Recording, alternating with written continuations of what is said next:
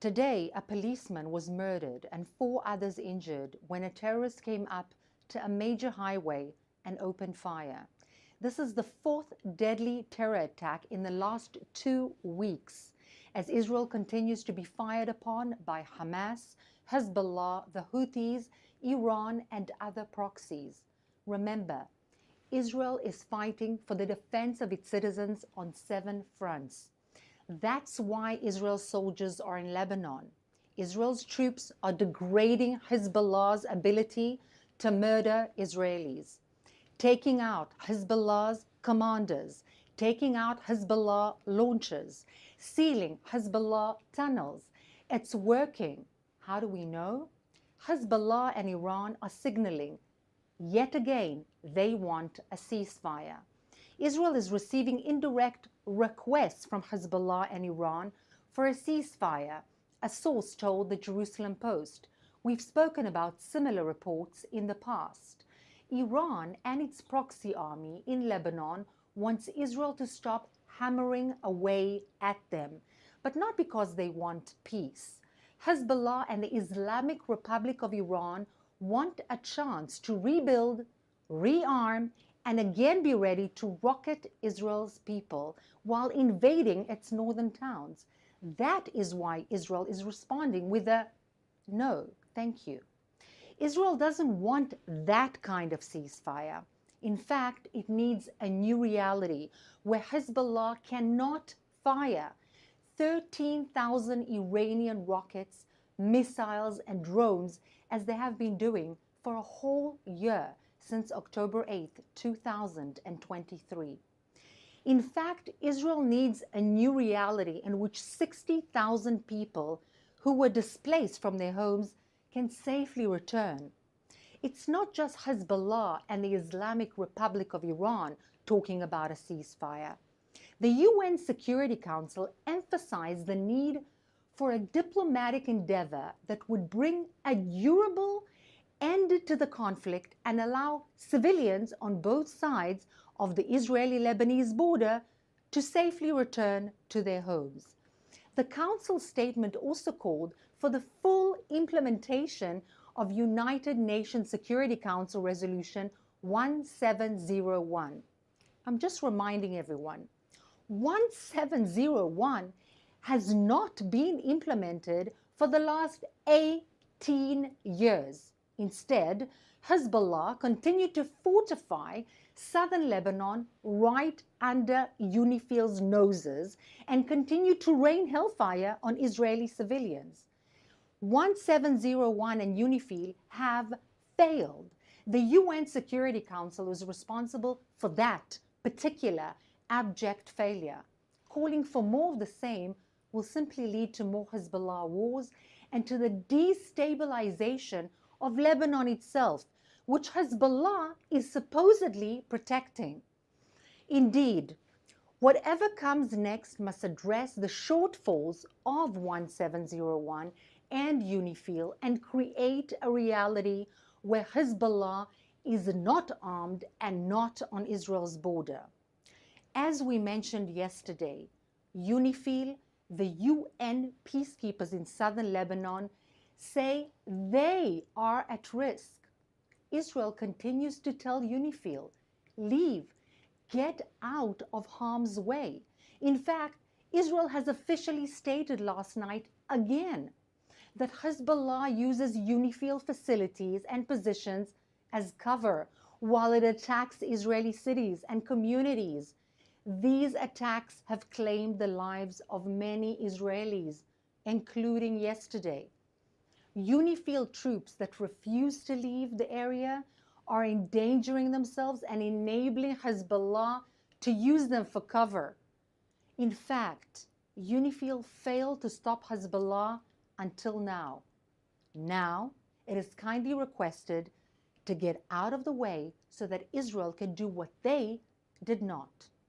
Let's take some questions from our audience watching live on social media.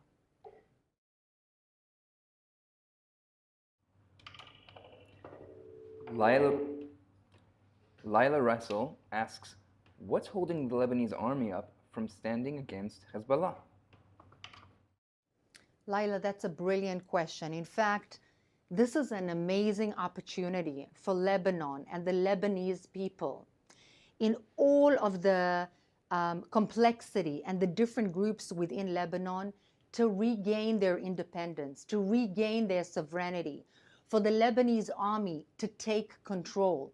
Israel doesn't want Lebanon. It doesn't want to occupy Lebanon. It just wants peace and not having a terrorist organization shoot at our civilians. And therefore, this is an excellent opportunity for the Lebanese army and the Lebanese people in general to have capacity building in their own government and to take control.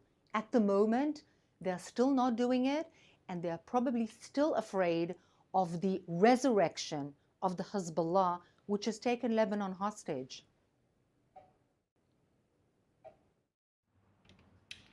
Will the IDF just go back around UNIFIL if they won't move back? The IDF warned again and again that the UNIFIL, the UN so-called peacekeeping forces, are in harm's way.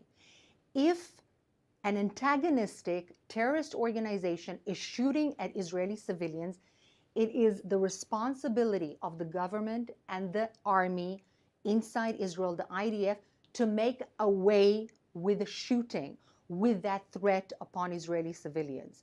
What the UN peacekeeping forces are doing is in fact inhibiting the Israeli defense forces from defending its own civilians. They're not doing anything else. They are not protecting Lebanese civilians by doing this. They are simply inhibiting on purpose, after they had failed to do the same, the ability of the IDF to protect and defend Israel's civilians, which is something that they are not only required to do, but it is their responsibility to do, and any sovereign government would be expected to do the same thing. NY Cleese asks, why should Israel heed pressure to uphold international law when fighting against terrorist organizations which have no regard for law at all? Israel is a democracy. It has a lot of respect for international law. It doesn't matter how many people throughout the world can laugh at that, can belittle that, can take aim at Israel's respect of international law. But urban warfare experts, non-Jewish, not Israeli, not paid by any Jewish or Israeli entity, are saying again and again from different organizations all throughout the world that Israel is working according to international law. And one of the things to actually prove that is the fact that different bodies throughout the world, law enforcing bodies like the ICJ and so on, have not come up with convincing evidence that Israel is doing something against international law. Does Israel want to be like designated terrorist organizations? Of course not. It's not our standard. It's not the way we do things. We are humanitarian. We have ethics, and we will continue to have that, as Jewish people had that for thousands of years. Thank you, Ruth. For our last question, Adam D. Zucker asks, while the situation in Lebanon is critical, can you give an update on attempts to bring the hostages home? Right now, the head of the Mossad is visiting Cairo and holding yet again talks of a possible kind of a solution and a deal regarding the hostages. I cannot say much more about this at the moment. And the less is said, actually, the better for the hostages. I do want to say, however, that the hostages, unfortunately, they are the security belt right now for Sinwar. And Sinwar, in a complete disregard for international law, is keeping illegally civilians, Israeli civilians, against every kind of ethic around him as a security belt. He has no hope for resurrection without them. And this is what is making the deal so very difficult. But yes, there are continued talks, and there is a continued responsibility on the part of the Israeli government to do everything that it can to bring our people back home. Thank you so much for being with us today. Tomorrow is our festival. I want to wish everybody who's having the festivities at home with the families a Chag Sameach, and we'll see each other again on Sunday. Thank you.